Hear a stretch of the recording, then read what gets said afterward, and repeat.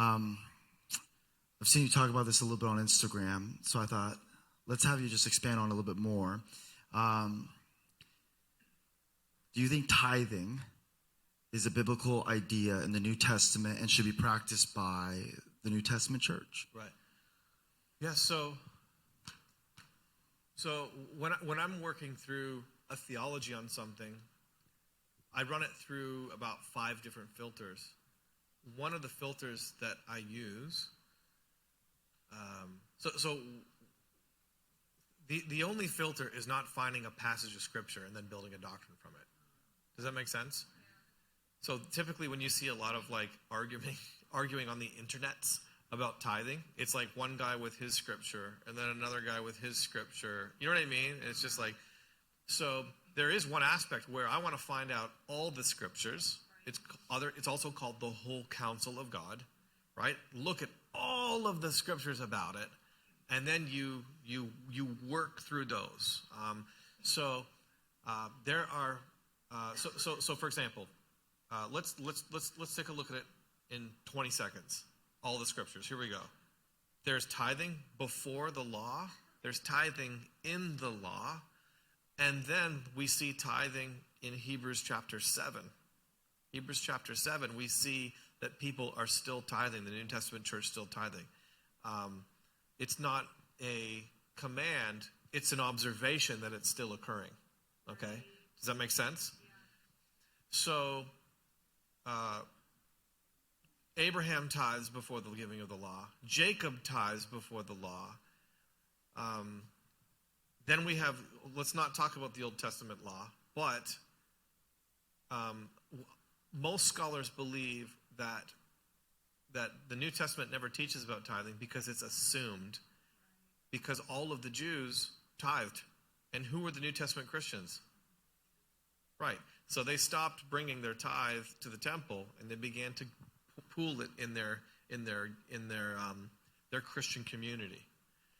Then when intense persecution hit and people started to be ostracized socioeconomically, basically it cost you everything if you became a Christian in Jerusalem. Your family booted you out. Nobody did business with you. So certain rich Jewish Christians began to sell their businesses off, sell land, and then pool that to take care of the immediate Christian community that was being so fiercely persecuted. Does that make sense? So that's not tithing. That is, hey, we have a serious crisis right now where people are dying, and so it's not communism either because it's of somebody's own willpower, own volition. Does that make sense? What it is it's just a crisis in the church, and people are going, we're going to pitch it in and help and take care of one another. Okay, so we're talking about people going above and beyond the call of duty. Okay, so not tithing. It's completely different. That's what the Bible essentially has to say. Okay, now some people are like, well, it was in the Old Testament it was an agricultural community, and only people who own land tithe. That's not true. Jesus even talked about how the Pharisees tithed. The Pharisees weren't agricultural, and they tithed on dill and mint and all, they tithed on everything. Does that make sense? Like they were over the top tithers on every single thing that they had. So Jesus he's not saying don't do that. He's just remarking that they're hypocritical. They're super legalistic in this one way, but then they're hypocritical in loving people, if that makes sense. But Jesus, and then we see when Jesus, by the way, Jesus talks about money more than any other topic. Okay. What I've found is, so those are the scriptures. One of the filters that I run things through, though, is there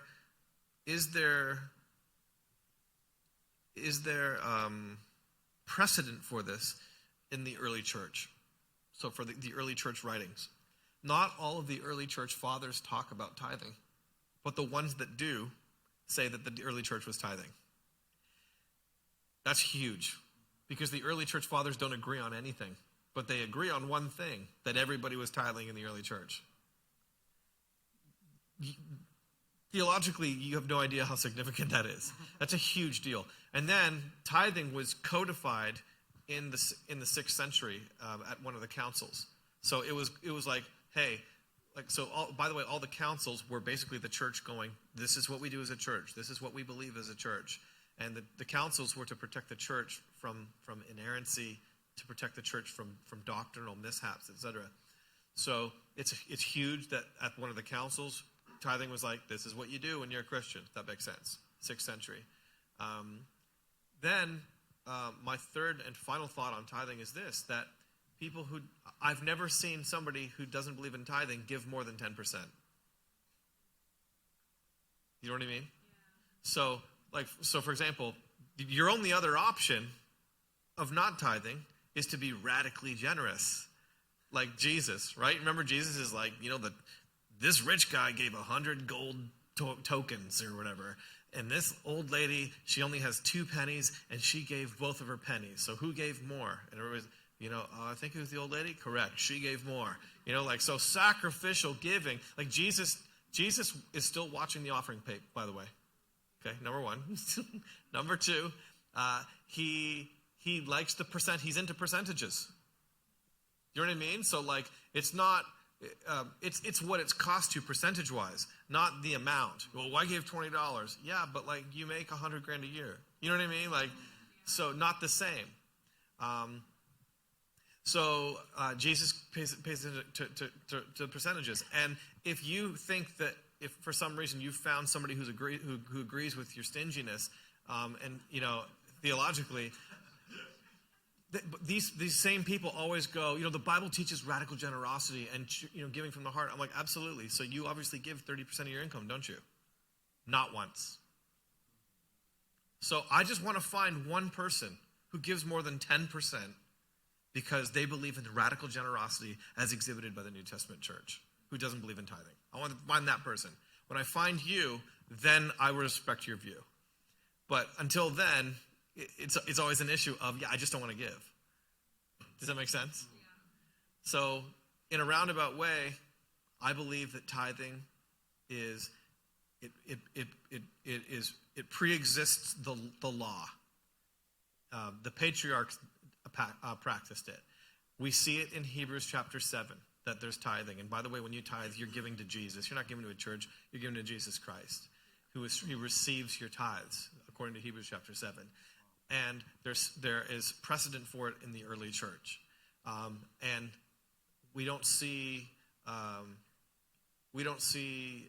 so being that there's precedent for it, and being that it pre-exists the law, and being that the golden mark of generosity is people, selling everything they have and giving everything that they have, and Jesus telling the rich young ruler, sell everything and come and follow me, I'll take 10%. Does that make sense? Yeah. You know what I mean? Lord, I can have faith for that. You know what I mean?